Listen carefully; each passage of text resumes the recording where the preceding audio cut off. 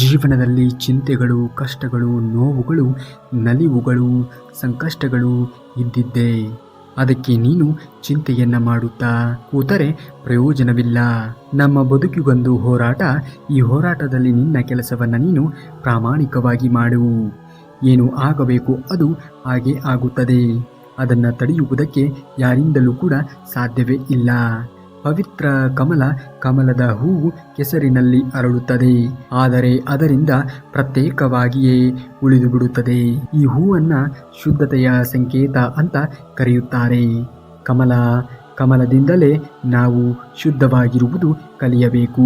ಚಿಂತಿಸುವುದರಿಂದ ನಿನಗೆ ಆಗುವಂತಹ ಪ್ರಯೋಜನಕ್ಕಿಂತ ಆಗುವಂತಹ ಅನಾಹುತಗಳು ಹೆಚ್ಚು. ಹಾಗಾಗಿ ಚಿಂತೆ ಮಾಡುವುದು ಅವಶ್ಯಕತೆ ಇದೆಯೇ? ಚಿಂತೆ ಮತ್ತು ಚಿತೆಗೆ ಇರುವಂತಹ ವ್ಯತ್ಯಾಸ ಒಂದೇ. ಚಿಂತೆ ಎನ್ನುವುದು ಮನಸ್ಸನ್ನ ಹಾಳು ಮಾಡಿದರೆ, ಚಿತೆ ಎನ್ನುವುದು ಮನುಷ್ಯನನ್ನೇ ಹಾಳು ಮಾಡುತ್ತದೆ. ಈ ಜೀವನದಲ್ಲಿ ನೀನು ಯಾವುದೇ ಕೆಲಸವನ್ನ ಪ್ರೇಮದಿಂದ, ಶುದ್ಧ ಮನಸ್ಸಿನಿಂದ ಮಾಡಿ ನೋಡು. ಒಂದಲ್ಲ ಒಂದು ದಿನ ನೀನು ಗೆಲ್ಲುತ್ತೀಯ.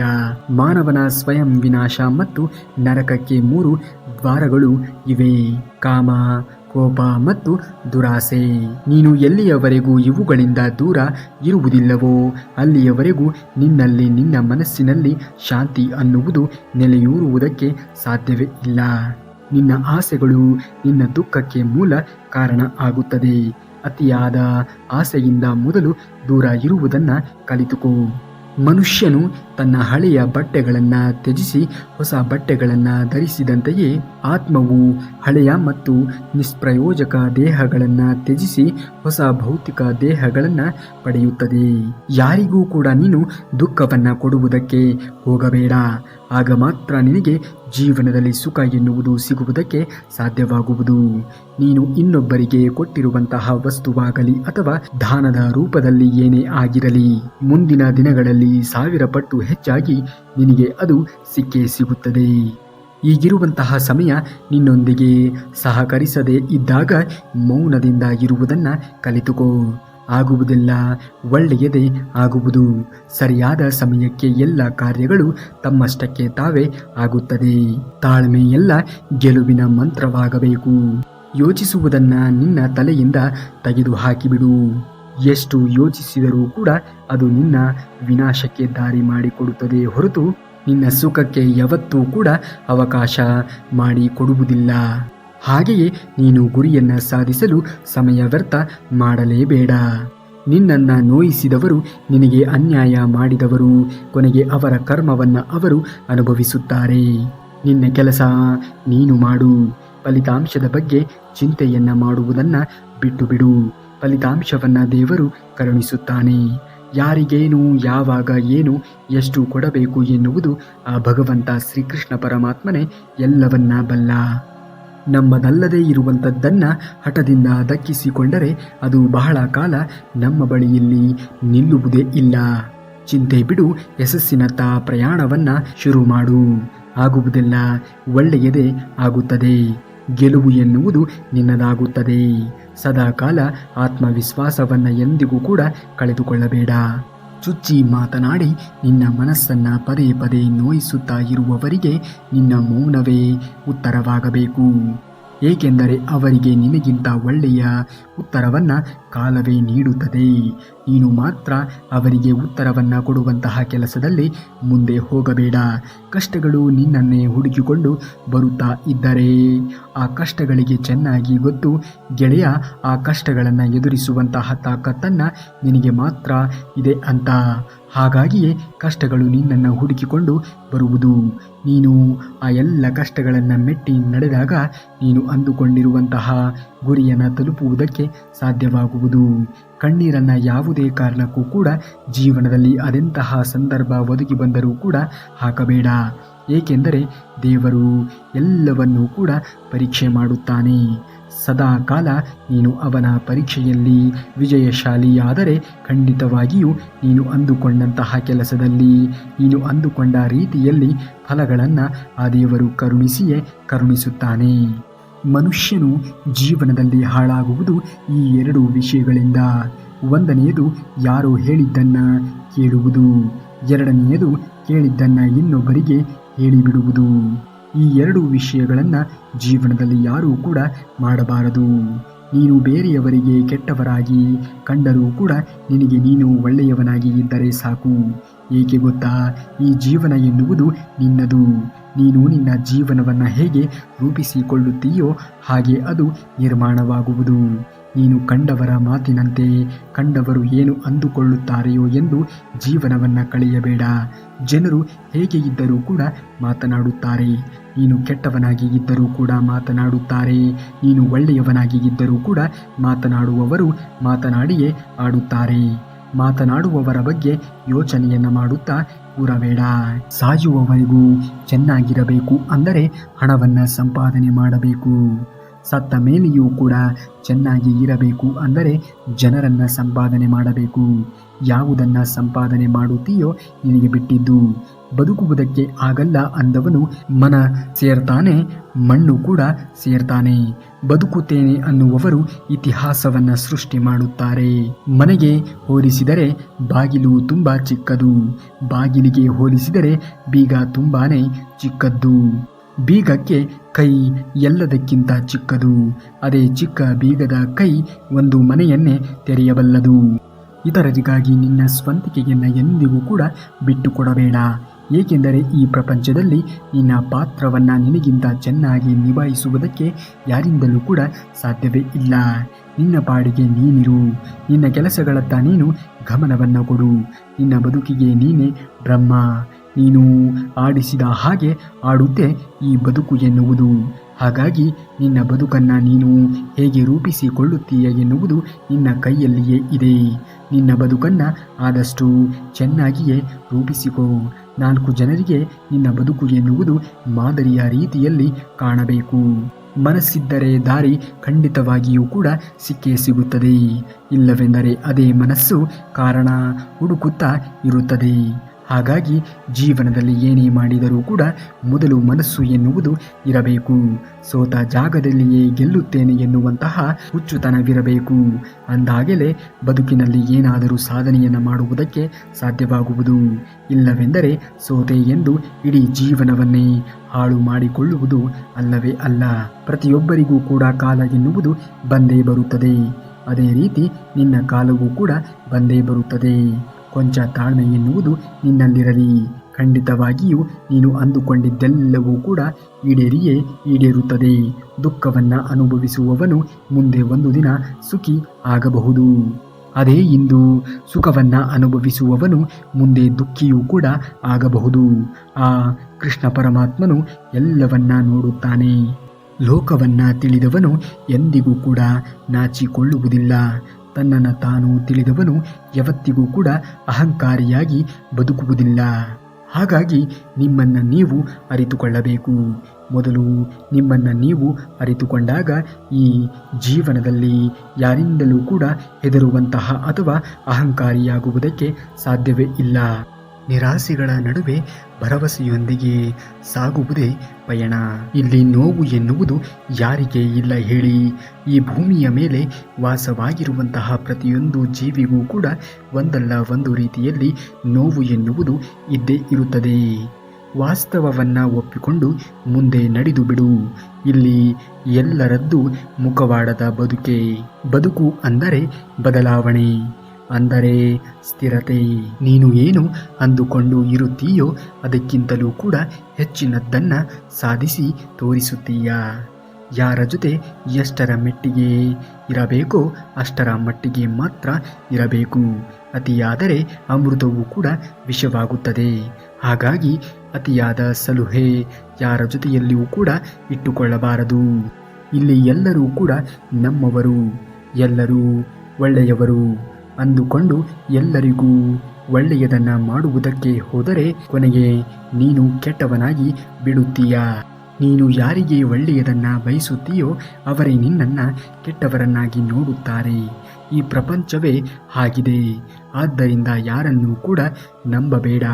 ಯಾರ ಮೇಲೆಯೂ ಕೂಡ ಅತಿಯಾದ ಭರವಸೆಯನ್ನು ಇಡಲೇಬೇಡ. ಜಗತ್ತು ಮೆಚ್ಚಲ್ಲವೆಂದು ಯಾವತ್ತಿಗೂ ಕೂಡ ನೀನು ಬದುಕಬೇಡ. ನಿನ್ನ ಹೆತ್ತವರು ಮೆಚ್ಚಲೆಂದು ಬದುಕಿ ತೋರಿಸು ಸಾಕು. ಏಕೆಂದರೆ ಈ ಜಗತ್ತು ಎನ್ನುವುದು ಎಂದಿಗೂ ಕೂಡ ನಿನ್ನನ್ನು ಮೆಚ್ಚುವುದಕ್ಕೆ ಸಾಧ್ಯವೇ ಇಲ್ಲ. ಸಾಕ್ಷಾತ್ ಆ ದೇವರಿಗೆ ಮೆಚ್ಚುವುದಿಲ್ಲ ಈ ಜಗತ್ತು ಎಂದಾದ ಮೇಲೆ ನೀನು ಮಾನವ. ನಿನ್ನನ್ನು ಜಗತ್ತು ಮೆಚ್ಚಿಕೊಳ್ಳುವುದಕ್ಕೆ ಸಾಧ್ಯವಾದೀತೆ ಎಂದಿಗೂ ಕೂಡ ಅಸಾಧ್ಯವಾಗಿರುವಂತಹ ಕೆಲಸ. ಕೇವಲ ನಿನ್ನನ್ನು ನಂಬಿದವರು ಅಥವಾ ನಿನ್ನ ತಂದೆ ತಾಯಿಗೆ ನೀನು ಮಾಡುತ್ತಿರುವಂತಹ ಕೆಲಸ ತೃಪ್ತಿಯನ್ನು ನೀಡಿದರೆ ಅದೇ ಸಾಕು. 4 ದಿನ ದೂರ ಹೋಗಿ ನೋಡು, ಜನ ನಿನ್ನನ್ನು ಮರೆತು ಬಿಡುತ್ತಾರೆ. ಜೀವನವಿಡೀ ಮನುಷ್ಯ ಎಲ್ಲರಿಗೂ ಕೂಡ ತಾನು ಬೇಕಾದವರು ಅನ್ನುವ ಭ್ರಮೆಯಲ್ಲಿ ಬದುಕುತ್ತಾನೆ. ಆದರೆ ವಾಸ್ತವದಲ್ಲಿ ತನ್ನ ಆಸೆಗಳಿಗೆ ತನ್ನ ಕೆಲಸಗಳಿಗೆ ತಕ್ಕಂತೆ ಮಾತ್ರ ಜನರು ನೆನೆಸಿಕೊಳ್ಳುವುದು. ಇಲ್ಲವೆಂದರೆ ಯಾರೂ ಕೂಡ ಯಾರಿಗೂ ಅನಿವಾರ್ಯವಲ್ಲ, ಯಾರೂ ಕೂಡ ಯಾರಿಗೂ ಕೂಡ ನೆನೆಸಿಕೊಳ್ಳುವುದಿಲ್ಲ. ಆದರೆ ನಿಜ ಏನು ಅಂದರೆ ಜನರಿಗೆ ನೀವು ಇದ್ದರೂ ಇಲ್ಲದಿದ್ದರೂ ಏನೂ ವ್ಯತ್ಯಾಸವೂ ಕೂಡ ಆಗುವುದಿಲ್ಲ. ನಿನ್ನ ಅವಶ್ಯಕತೆ ಇದ್ದಾಗ ಮಾತ್ರ ನಿನ್ನನ್ನು ನೆನಪು ಮಾಡಿಕೊಳ್ಳುತ್ತಾರೆ. ಅದಕ್ಕೆ ನೀನು ನಿನಗೋಸ್ಕರ ಬದುಕು. ಇಲ್ಲಿ ಎಲ್ಲರೂ ಕೂಡ ಅವರವರ ಜೀವನವನ್ನು ಅವರೇ ನಿರ್ವಹಣೆಯನ್ನು ಮಾಡುತ್ತಾರೆ. ಈ ಬದುಕಿನ ಬಂಡಿಯಲ್ಲಿ ನಿನ್ನ ಬದುಕಿನ ಪ್ರತಿಯೊಂದು ಭಾರವನ್ನು ನೀನೇ ಹೊರಬೇಕು. ಈ ಪ್ರಪಂಚದಲ್ಲಿ ನಿನ್ನಲ್ಲಿ ಒಳ್ಳೆಯತನ ಅನ್ನುವುದು ಇದ್ದರೆ ಸಮಯ ಬಂದಾಗ ಮಾತ್ರ ಅದನ್ನು ಖರ್ಚು ಮಾಡಬೇಕು.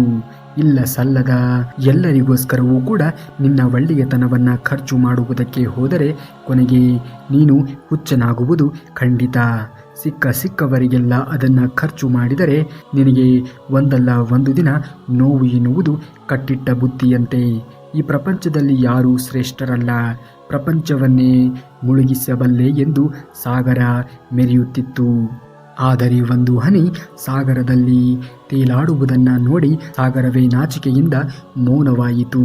ನಿನ್ನ ನೋವಿಗೆ ಯಾರನ್ನೂ ಕೂಡ ನೀನು ಹೊಣೆ ಮಾಡಬೇಡ.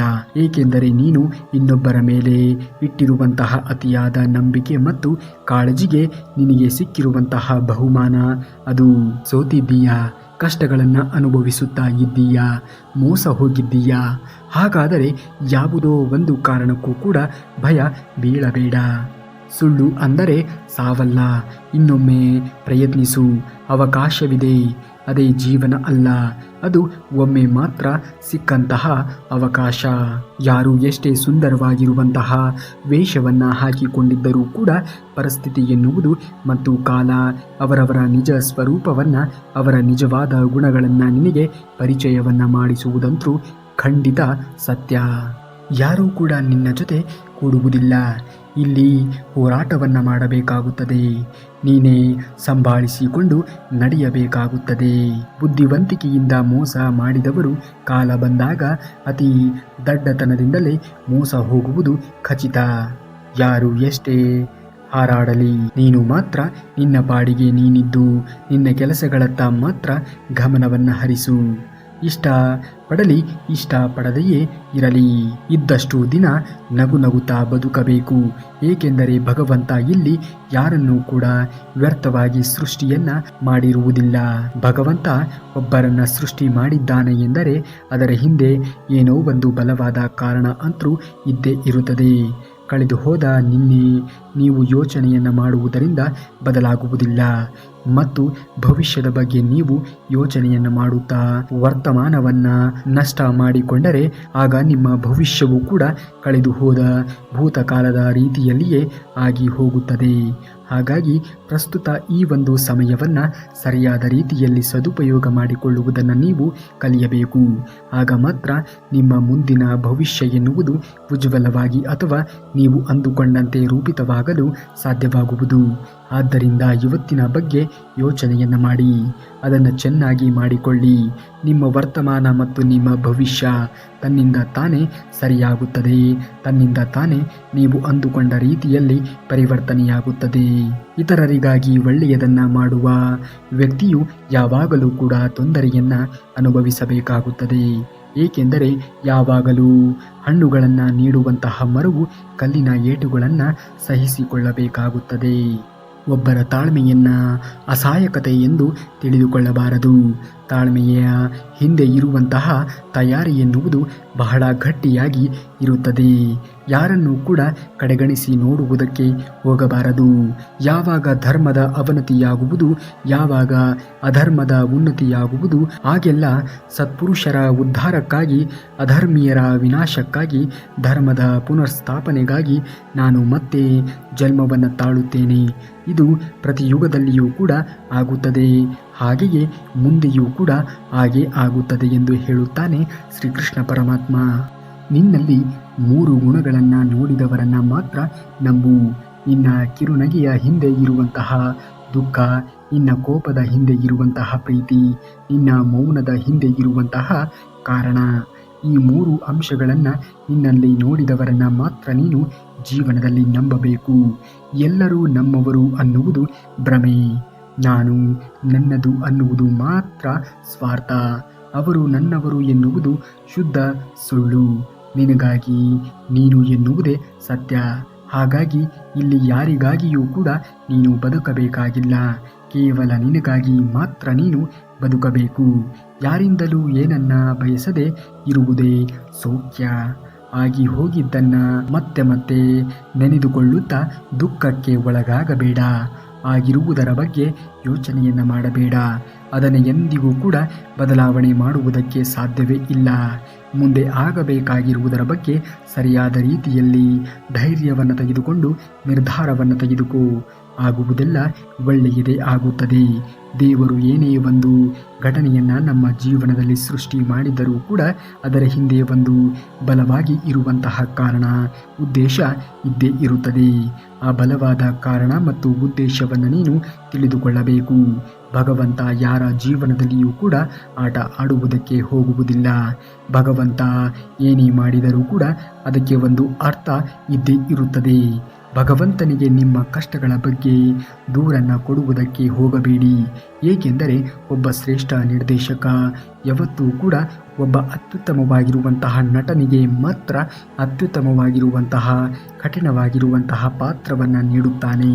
ಅದೇ ರೀತಿ ಜೀವನದಲ್ಲಿ ನೀನು ಶ್ರೇಷ್ಠನಾಗಿರುವಂತಹ ವ್ಯಕ್ತಿ ಆಗಿರುವುದರಿಂದಲೇ ದೇವರು ನಿನಗೆ ಕಷ್ಟಗಳನ್ನು ಕೊಟ್ಟಿರುವುದು. ಆ ಕಷ್ಟಗಳನ್ನು ನೀನು ಮೆಟ್ಟಿ ನಿಂತಾಗಲೇ ನೀನು ಜೀವನದಲ್ಲಿ ಮುಂದೆ ಬರುವುದಕ್ಕೆ ಸಾಧ್ಯವಾಗುವುದು. ಕೆಲವೊಮ್ಮೆ ನಿಮ್ಮ ಯೋಚನೆಗಳು ನಿಮ್ಮನ್ನು ನಾಶ ಮಾಡುವ ಮೊದಲು ದೇವರು ನಿಮ್ಮ ಯೋಜನೆಗಳನ್ನು ನಾಶ ಮಾಡುತ್ತಾನೆ. ಹಾಗಾಗಿ ದೇವರ ಮೇಲೆ ನಂಬಿಕೆಯನ್ನಿಡಿ. ದೇವರು ಏನೇ ಮಾಡಿದರೂ ಒಂದು ಅರ್ಥ ಇದ್ದೇ ಇರುತ್ತದೆ ಎನ್ನುವುದನ್ನು ಪದೇ ಪದೇ ಮರೆಯಬೇಡಿ. ಆಗಿ ಹೋದ ಕ್ಷಣಗಳ ಬಗ್ಗೆ ಯೋಚನೆಯನ್ನು ಮಾಡಬೇಡಿ. ಮುಂದೆ ಆಗಬೇಕಾಗಿರುವುದರ ಬಗ್ಗೆ ಯೋಚನೆಯನ್ನು ಮಾಡಿ. ಭಗವಂತ ನಿಮ್ಮನ್ನು ರಕ್ಷಣೆಯನ್ನು ಮಾಡುತ್ತಾನೆ. ಭಗವಂತನ ಮೇಲೆ ನಂಬಿಕೆಯನ್ನಿಡಿ. ಎಲ್ಲವನ್ನ ಆತನು ನೋಡಿಕೊಳ್ಳುತ್ತಾನೆ. ನೀವೇನಾದರೂ ಶ್ರೀಕೃಷ್ಣ ಪರಮಾತ್ಮನ ಭಕ್ತರಾಗಿದ್ದರೆ ಈ ಕೂಡಲೇ ಈ ವಿಡಿಯೋಗೆ ಒಂದು ಲೈಕನ್ನು ಮಾಡಿ ಹಾಗೂ ಜೈ ಶ್ರೀಕೃಷ್ಣ ಪರಮಾತ್ಮ ಎಂದು ಕಮೆಂಟನ್ನು ಮಾಡಿ. ಇನ್ನು ಮುಂದಿನ ವಿಡಿಯೋದಲ್ಲಿ ಸಿಗುವವರೆಗೂ ಧನ್ಯವಾದ. ಕರುನಾಡಿಗೆ.